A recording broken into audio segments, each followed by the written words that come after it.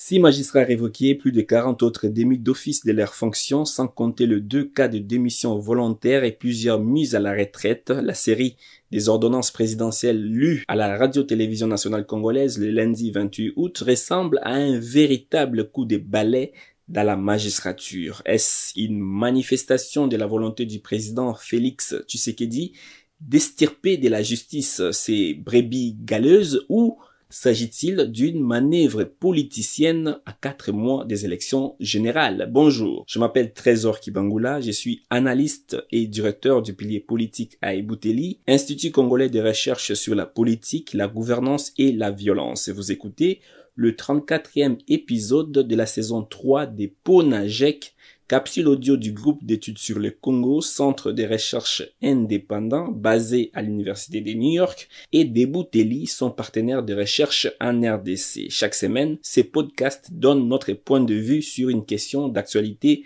en RDC. Nous sommes le vendredi 1er septembre 2023. La révocation récente de 6 magistrats et la démission d'office de plus de 40 autres de leurs fonctions par Félix Tshisekedi peuvent interroger quant à leur motivation profonde. Cette série de mesures apparaît comme une réponse à l'urgence de lutter contre la corruption et de rétablir la confiance dans un système judiciaire très souvent décrié. D'ailleurs, dans ses différentes allocutions, Tshisekedi n'a cessé d'exclamer son insatisfaction à l'égard du travail de la justice. Dans son discours sur l'état de la nation de 2021, par exemple, le chef de l'État s'est même indigné du fait que la justice n'a pas été à mesure de poursuivre efficacement le travail de l'inspection générale des finances. Il a même soutenu que la justice détruit notre nation dans un entretien avec sa porte-parole. Il est cependant difficile d'ignorer les contextes politiques dans lesquels ces ordonnances présidentielles interviennent. À 4 mois des élections générales, la nomination des nouveaux magistrats dans les cours et tribunaux pourrait avoir des implications majeures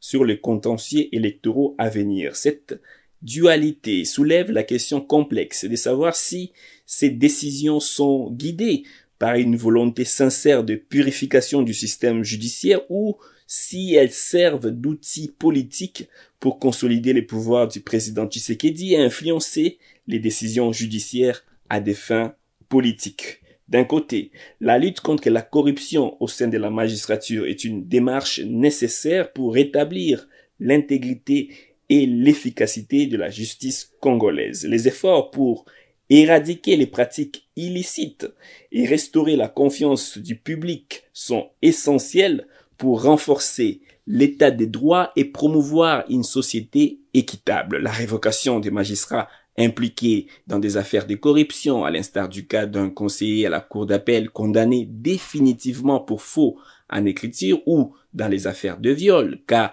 d'un juge de tribunal de paix, pourrait ainsi être considéré comme un signal fort en faveur d'une justice indépendante et éthique.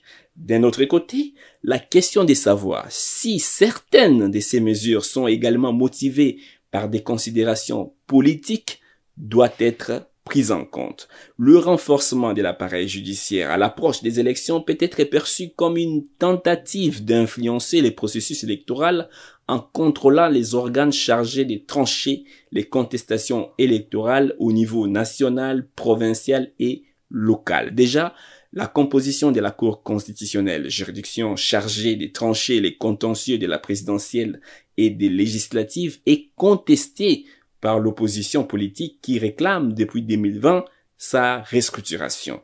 Cette possible instrumentalisation de la justice à des fins politiques risque d'affaiblir la crédibilité du système judiciaire et susciter des préoccupations quant à son impartialité. L'interaction entre la justice et la politique apparaît donc complexe en République démocratique du Congo. Aujourd'hui, à quelques mois des élections, plus qu'hier. En fait, si la lutte contre la corruption et contre les autres travers du système judiciaire est essentiel, il est tout aussi crucial de veiller à ce que la justice soit véritablement au service de l'intérêt collectif et non utilisée comme un instrument politique. L'équilibre entre ces deux impératifs reste un défi constant dans la quête d'une démocratie solide et d'un système judiciaire équitable dans notre pays. En attendant, vous pouvez rejoindre notre fil WhatsApp en envoyant JEC ou Ebouteli au plus 243 894 110 542 pour recevoir Pona JEC chaque vendredi sur votre téléphone. À bientôt.